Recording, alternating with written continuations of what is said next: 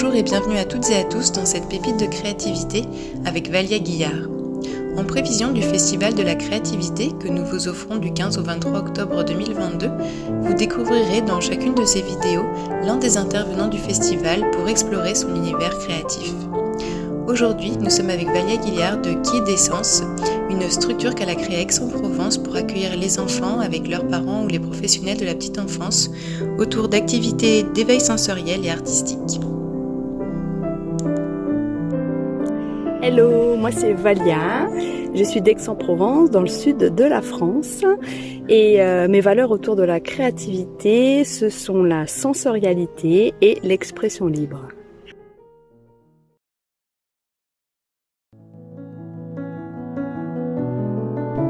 Alors, si j'étais un animal, ce serait une raie qui pourrait transmettre les bonnes ondes d'un simple battement de ses grandes ailes. Enfin, c'est nageoire plutôt, mais c'est vrai que ça me fait un peu penser au battement d'ailes. Et puis le monde marin est tellement mystérieux qu'il est parfait pour titiller l'imaginaire des enfants comme des adultes. Donc voilà, une raie.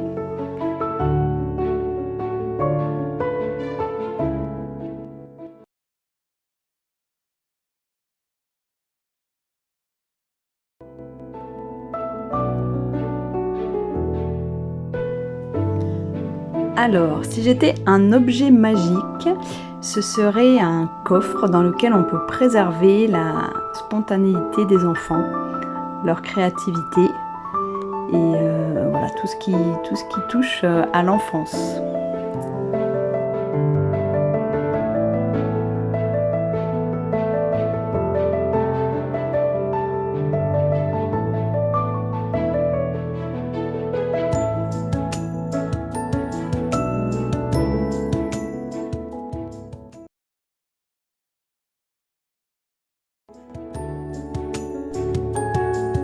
Si j'étais un espace, un lieu, ce serait l'interstice entre le réel et l'irréel. Je trouve que c'est là où tous les objets du quotidien peuvent basculer dans le monde de l'imaginaire, suivant le regard qu'on va porter sur eux.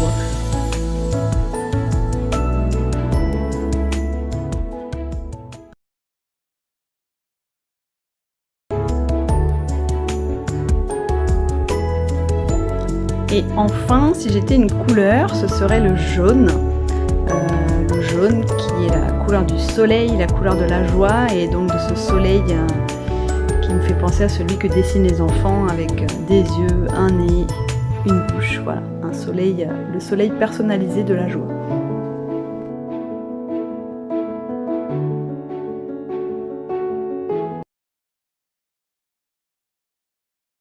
J'ai ouvert une structure il y a 12 ans qui s'appelle Kid Essence. Et comme son nom l'indique, elle accueille les enfants et leurs parents et les professionnels qui tournent autour de la petite enfance, autour d'activités d'éveil sensoriel et artistique. Allez, je te fais visiter.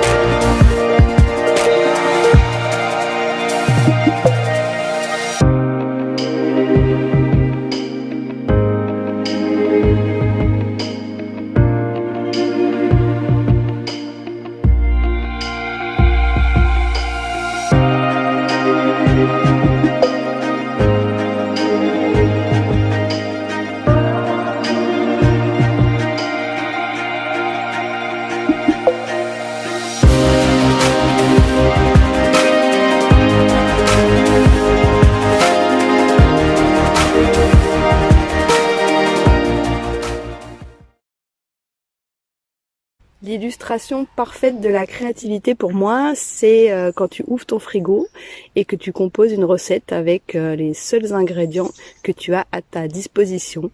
C'est une créativité à la MacGyver, si tu te rappelles, qui est ce personnage de série télévisée. C'est au quotidien prendre du plaisir à se laisser inspirer par les moyens du bord. J'ai toujours aimé les maths, les enfants et l'art.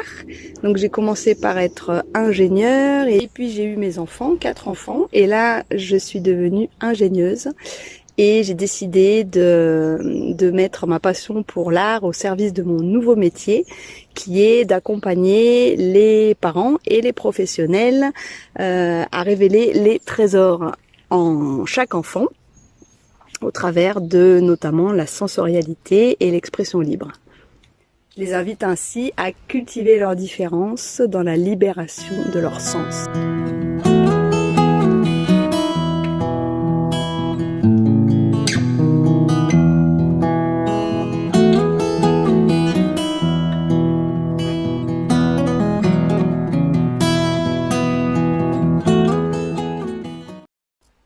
Pour entrer en contact avec mon inspiration, j'essaie d'oublier que je sais les fondements de la perspective par exemple ou l'harmonie des couleurs et j'y arrive notamment quand je suis en contact avec des très jeunes enfants qui n'ont pas encore été eux en contact avec la société, les codes de la société notamment. Les jeunes enfants sont généralement plus dans l'action que dans la pensée. Je fais aussi beaucoup confiance à mes sens et c'est généralement au rythme de la nature qu'ils aiment le plus se révéler. Voilà pourquoi je tourne ces vidéos en pleine nature.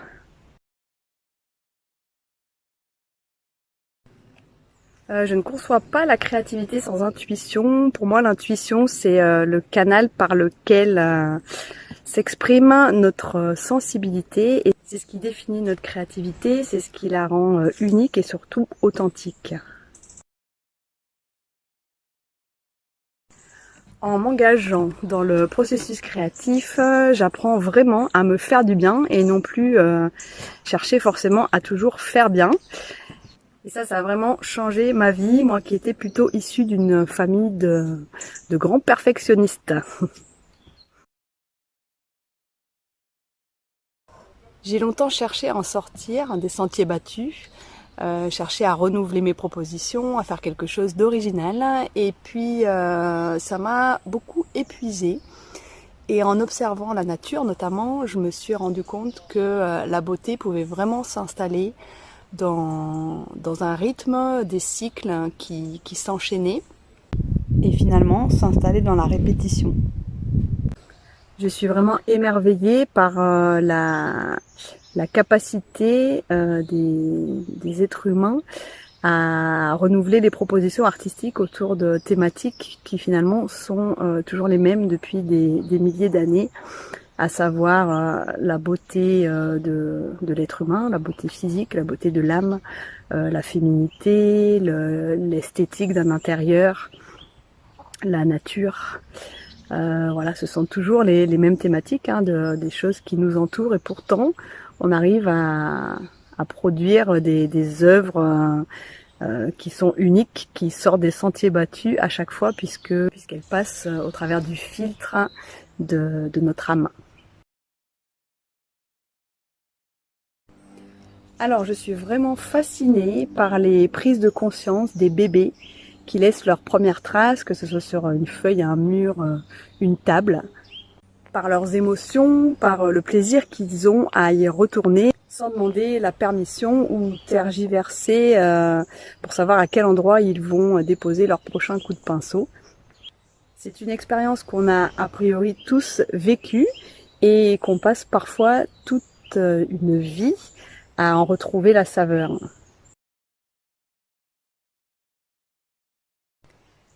Si j'avais un super pouvoir, ce serait celui de rendre aux adultes leur capacité d'émerveillement. Voilà, de manière instantanée, un peu comme si ils pouvaient chausser des lunettes et être émerveillés automatiquement. Je suis sûre que ça leur donnerait beaucoup d'espoir et que le monde tournerait autrement.